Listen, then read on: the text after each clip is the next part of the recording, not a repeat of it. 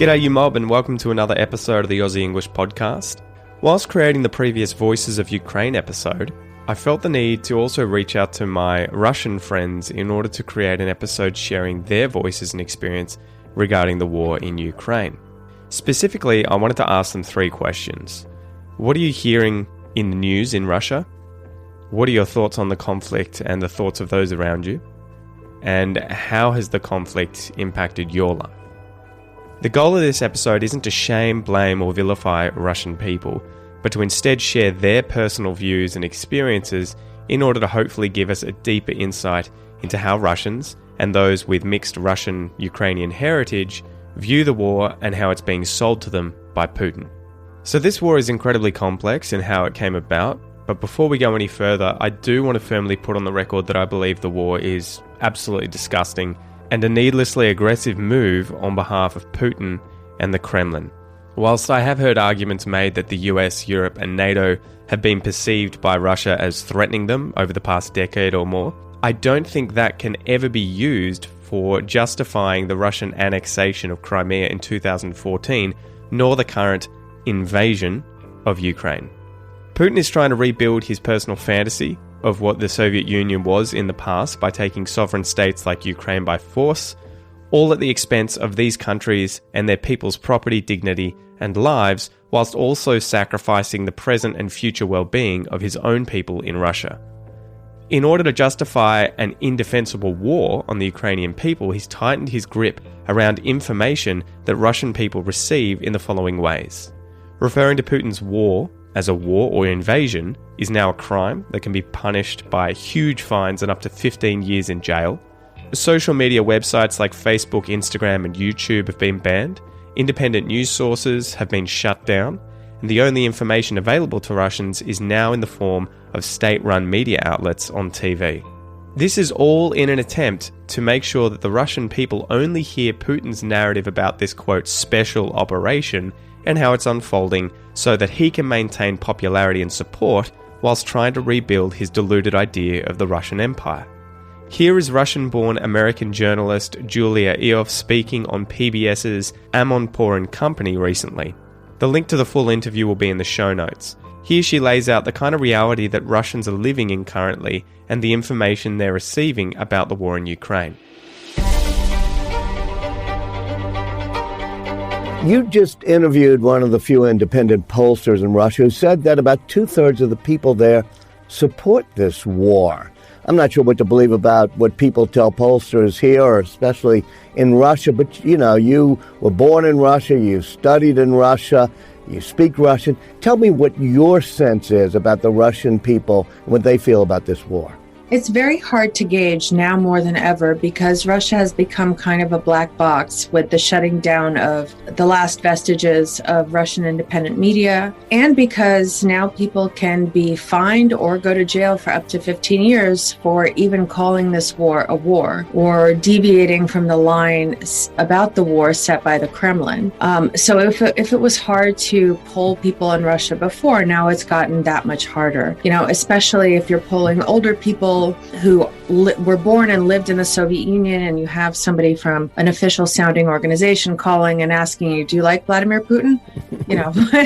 What are you going to say? The other thing, though, that's important to note is that Russians support the war that they're being told about, but it's not the war that's actually happening. The war they're being told about, again, in this informational vacuum, is one that is very limited to the East. It's liberating these AstroTurf breakaway republics. They're being told that Russians are being greeted as liberators. They're being told that there are no casualties, that the Russian army is purposely avoiding targeting Ukrainian civilians, that they're being extremely careful and kind to them. They're being told that there are very minimal losses in the Russian army. They're not being told that the Russian army is purposely targeting civilians in this kind of punitive Chechen, Syrian-style campaign. They're not being told that there's stiff Ukrainian resistance, not just from the military, but from the population, that the Ukrainians are telling pretty much every Russian soldier they encounter, we didn't want you here, we didn't invite you here. And so I wonder what their impression would be if they knew what was actually going on, which is, of course, the point.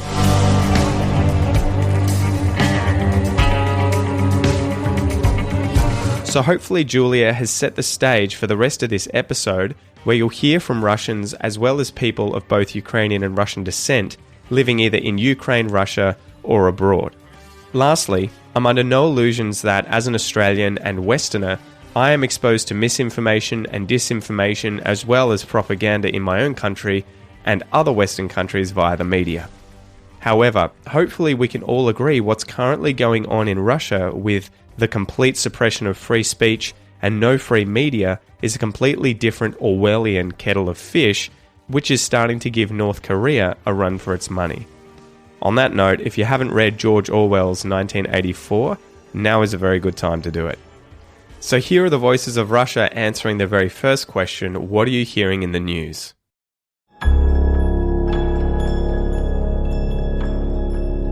We know the official version that it was just a military operation to protect people in Donbass from genocide. Nothing threatens the civilians. And also we can read something like Kharkov was totally destroyed by Russian bombs or something else like that. And it's really hard to know what is truth and what is not.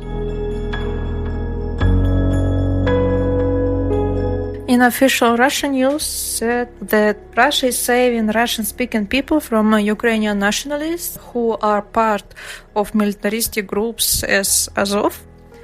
And these groups created genocide against Russian-speaking people who have been living in Donetsk and Lugansk. So this is main idea, and they explain that Russia actually again fighting against Nazism. Donetsk and Lugansk territories wanted to be autonomous after the illegal change of power in Ukraine in 2014. But Ukraine did not agree to recognize the autonomy. Russia did not officially intervene in the conflict, but provided humanitarian assistance to the eastern territories of Ukraine. Recently, a huge amount of military equipment from NATO has been supplied to Ukraine. Russia began to worry about its security. NATO refused to sign the agreement that Ukraine would not join NATO and would not move military equipment towards Russian territory. The last straw was that Ukraine threatened to become a nuclear country. In response to these events, Russia officially recognized Donetsk and Lugansk republics and signed mutual assistance agreement with them. After that, Russia launched a military operation to demilitarize Ukraine. Because I listen to different channels, news channels, not only Russian, such as Present Time, Radio Freedom, maybe TV Rain, before they had banned. And I hear a lot of different information. But if you mean Russian channels, yes, of course, they are full of war propaganda. They call it special military operation, but of course it's bullshit. It's a war. Of course, I don't support this war. I think it's war between Mr. Putin and Ukraine, not between Russia and Ukraine. I didn't say my president because I didn't vote for him.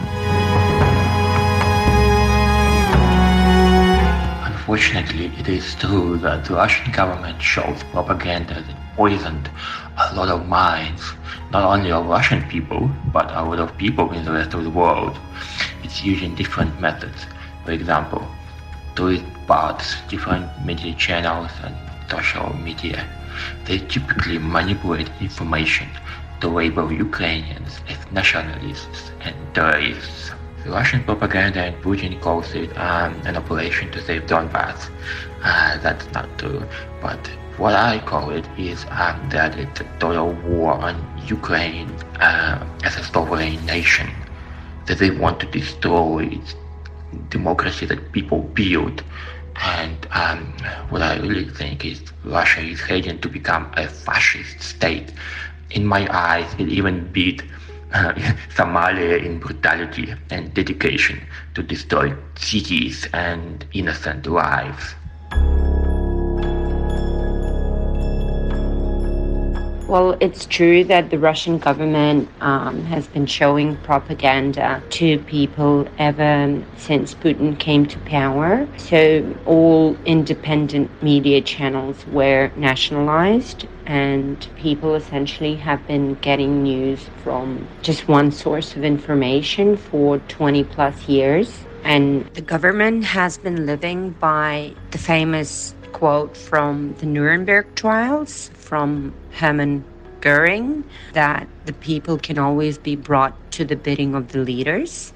All you have to do is tell them that they're being attacked and denounce the pacifists for lack of patriotism and exposing the country to danger. So that's basically what Putin is doing. He's telling Russians that Ukraine is full of fascists and nationalists, and that Russia is the country that beat fascism in the Second World War. And it's a very painful part of history, the Second World War for Russians, where obviously the country had the most human losses from all the Allied countries, and essentially every family has someone who died in that war. So the propaganda exploits that pain and tells the people of Russia that there are currently fascists in Ukraine that want to murder the Russian people. So they're saying things like the Ukrainian government is developing biological weapons that targets particularly the Russian population. He's saying things like they've all been paid by the American government. We are brotherhood nations, and the Americans bought the Ukrainian government, and we need to free and liberate the Ukrainian people. They're also saying like the casualties and everything that is happening in Ukraine, the way they are portraying it is that that's the Ukrainian army that causes all the deaths and the casualties, because the Russians came as liberators, and they're saying just put down your weapons and there will be no casualties. But it's the Ukrainian army that's fighting because they're nationalists and fascists. So that's basically the way they're twisting the information. And as we speak, yesterday on the Prime Media News, the Prime Propaganda News, there was a riot. A lady on air on the news jumped at the back of the news with a poster saying no war. This is propaganda. Don't believe it. She will probably be arrested and put in a psychiatry department for that. She's a mother of two. And they will probably show on state media channels and write everywhere that she was a psycho. But she wasn't a psycho. She was a hero. And a lot of Russian people do not support this, do not believe in the propaganda. And it's a tragedy.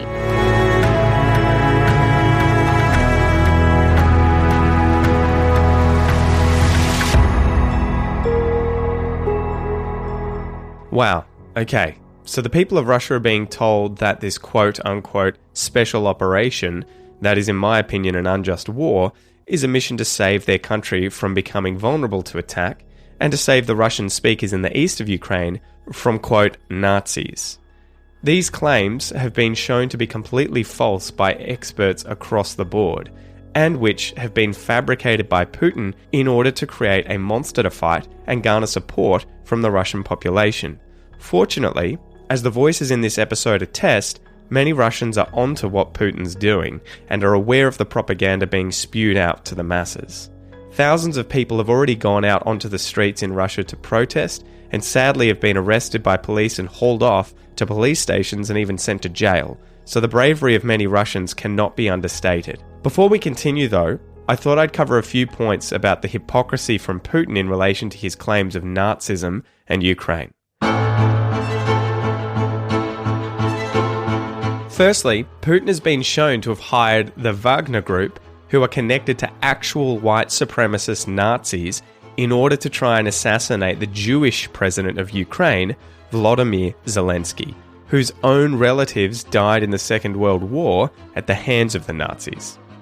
2. The stylized Z symbol that Putin is using is clearly reminiscent of the Nazi swastika. 3. Putin is already starting to transport huge numbers of Ukrainians from cities like Mariupol to camps in Siberia, echoing the horrifying acts of the Nazis in World War II. And 4. Lastly, Putin recently gave a speech where he referred to political opponents within Russia as, quote, national traitors, a line taken directly from Hitler's Mein Kampf, and also compared them to insects, again echoing the rhetoric of Nazis towards the Jews in World War II. So clearly Putin's claims of Nazism and genocide in Ukraine are a complete fiction, and ironically, he is using Nazi tactics in order to wage his war and is arguably subjecting Ukrainians to genocide themselves. Sadly, with news only coming from the state-run Russian media, many Russians believe this propaganda to be true. Some advice I can give you, if you have friends or family who believe the Russian propaganda, or any propaganda about any specific topic for that matter, is to not get into heated arguments, but instead use the following kinds of questions to hopefully lead the person or people to question their own beliefs. 1. Why do you believe a certain idea is true? 2. What evidence do you have for that claim, and what is its source? 3. Have you evaluated if the source is trustworthy? 4. Have you considered opposing claims? And 5.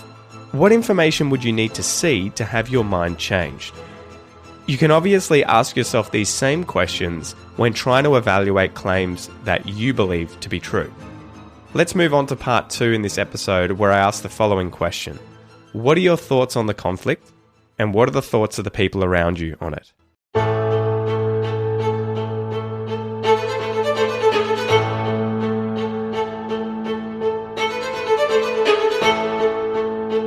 My opinion is that war, conflict, and killing other nations, when we had a lot of war conflicts, so Second World War, of course, everyone knows and remembers. It's disgusting. And I believe so. If politicians wanted, they would find some negotiations and diplomacy, so they would overcome this conflict without any weapons. 99% people around me, I mean my colleagues, my friends, people who I talk to, they don't support this war. I hope most of Russian people don't support this war, but I'm not sure about most of people, unfortunately.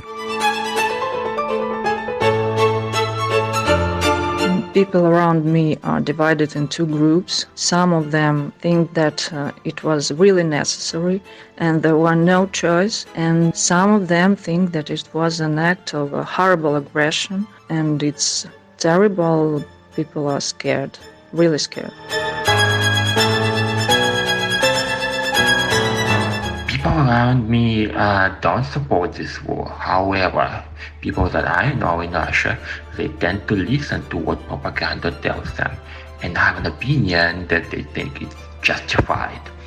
The war is justified and they will save the people of Donbass from eradication. They tell me, where have you been all these 8 years when Ukrainians massacred a lot of people, Russian-speaking people in Donbass region? Well, what I typically respond is that Putin is the only reason that started this conflict and provoked this conflict. But yeah, I mean, it's really hard to debate with someone that has been brainwashed. And usually they think that it's me who's been brainwashed, not them. So, yeah.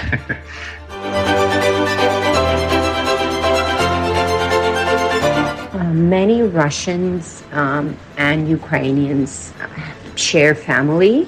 So both my mom and dad are Ukrainian born, and family always visited each other. I spent my summers in Ukraine, and every second or third Russian has the same story. So we are all very interconnected. Family members, friends. We have always been like Aussies and Kiwis.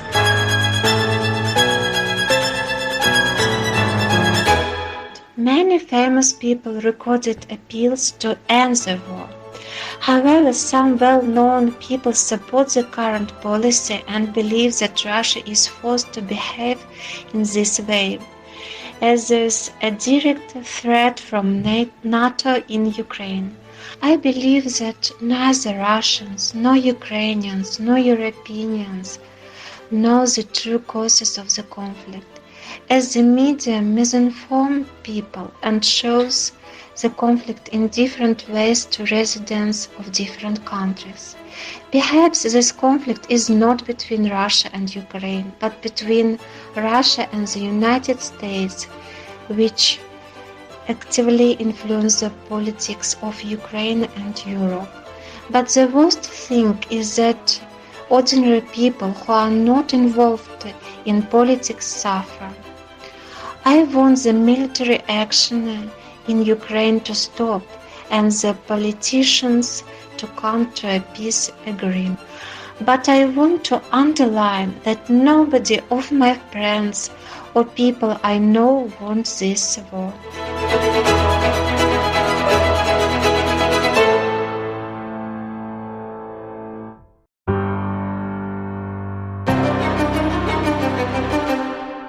So a very interesting message from the last voice of Russia there about how perhaps none of us truly know the real reason for this war. Firstly, let me be the first to admit that I'm no expert in the international relations between Russia and the West. But that said, I have dived deeply into this recently, watching dozens of hours of interviews with experts, academics, military leaders, journalists, writers, and more. Secondly, I'm acutely aware that none of us are psychic and know what goes on in the mind of Putin himself. But in a nutshell, here is what I've sort of gathered from the research I've done online and the many interviews that I've watched from experts about what Putin's doing and what he wants. 1. Putin wants to rebuild a Russian empire and fundamentally redefine the status quo inside Europe so that it aligns with his own personal vision and where Russia will have much of the control globally. 2. He recently wrote a 19-page essay last year entitled On the Historical Unity of Russians and Ukrainians, which he ends with the line, "For we are one people," clearly indicating that he doesn't consider Ukraine as separate from Russia. 3. He wants to overrun Ukraine, which he sees as being run by Western allied politicians, and depose its government to prevent it from joining the West Defensive Alliance, NATO. 4. He hates that ex-Soviet Union countries are veering towards the West, both the EU and NATO. And Putin really wants to reverse that as he sees it as the disintegration of historical Russia. Western democracy is a threat to Putin and his oligarchs because if Russian people gradually become more enticed by it and democracy, it would be much harder for autocrats like Putin to steal massive wealth from their own country, just like he has over the last 2 decades. And lastly, 5, he doesn't want Ukraine in NATO as it would mean that NATO troops could be stationed in Ukraine and they would be within missile striking range of Moscow. So to understand a little more about what Putin wants and his motivations, I really recommend checking out the video What Does Putin Want by journalist Johnny Harris. And I also really recommend checking out the PBS's interview series Putin's Road to War and the Putin Files, particularly the interviews with Russian journalists Julia Ioffe, Masha Jessen, and Vladimir Kara-Murza. I'll add the links in the show notes for this episode. So with Putin's potential motivations laid out above, I also want to recognise that the way in which the US and NATO has flirted with Ukraine since the annexation of Crimea in 2014 deserves a great deal of criticism too. The West has been well aware of Ukraine's tumultuous position as a neighbour to Russia, which Putin has had his eyes set on for a very long time. And I feel like they've definitely stirred up the hornet's nest whilst not following through with doing what's best for Ukraine and Ukrainians. It feels like until this war broke out, the West had definitely been using Ukraine as a sort of pawn in a dangerous game of chess with Russia, the results of which we're watching on TV in real time. Anyway, let's move on to the third and final question for the Voices of Russia in this episode, where I asked them, how has the conflict impacted you and your life?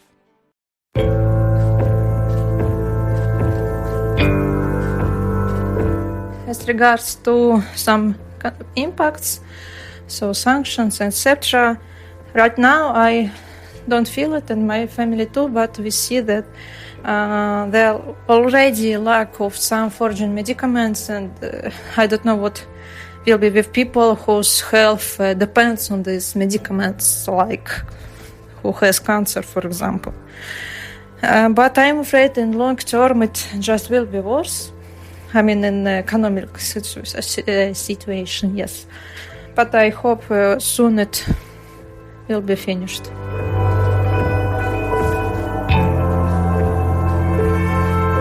A lot of foreign companies has left out my country, and ruble has fallen down, and the price of everything has risen, and the economic situation in Russia is very bad now because of conflict.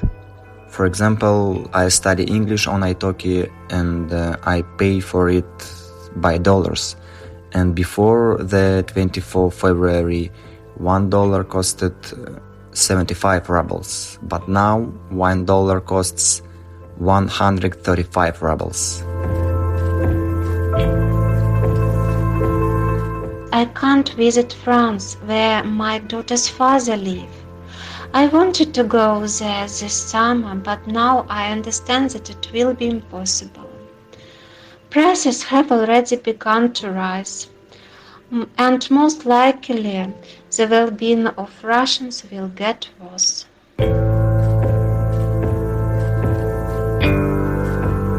And it impacted my business in Russia, my relationship with relatives and friends suffered, and it just made me sad that this can still happen today in 2022.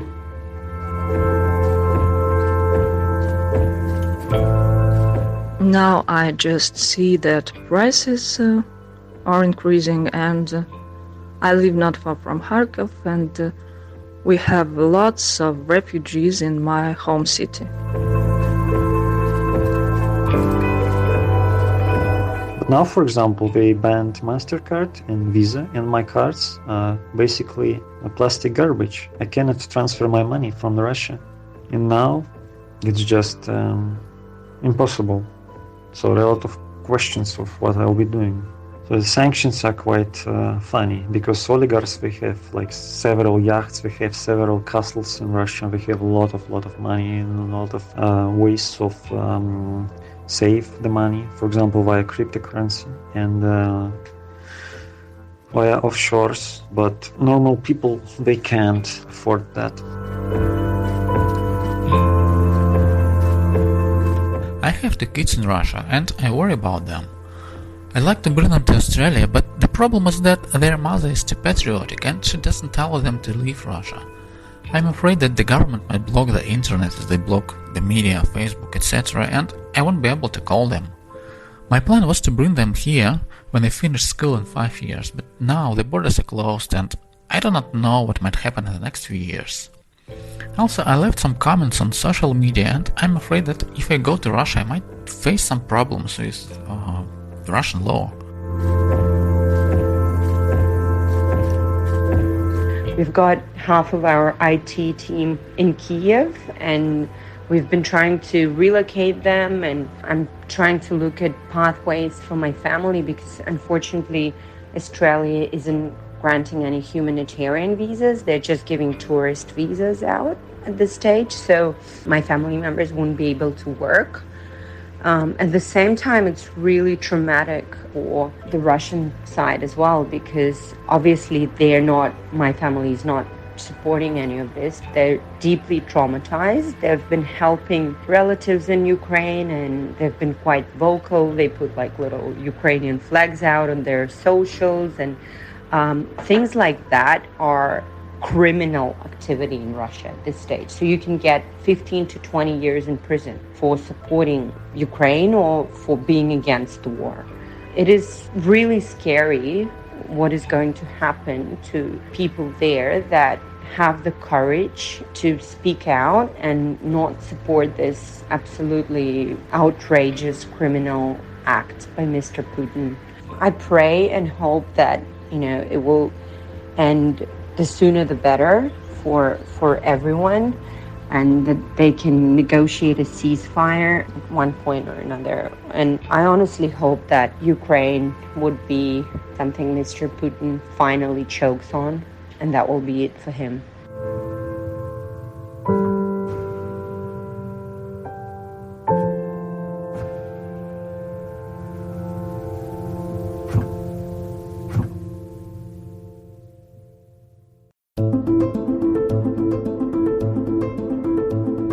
Finishing up, I want to state that this episode was not created in order to defer sympathy from Ukrainians onto Russians, but to instead allow Russians to share their voices and experiences of this war so that we can better understand their situation. What have we learnt today? Firstly, most Russians are completely unaware of what's really going on in Ukraine or globally due to how controlled information is at home in Russia.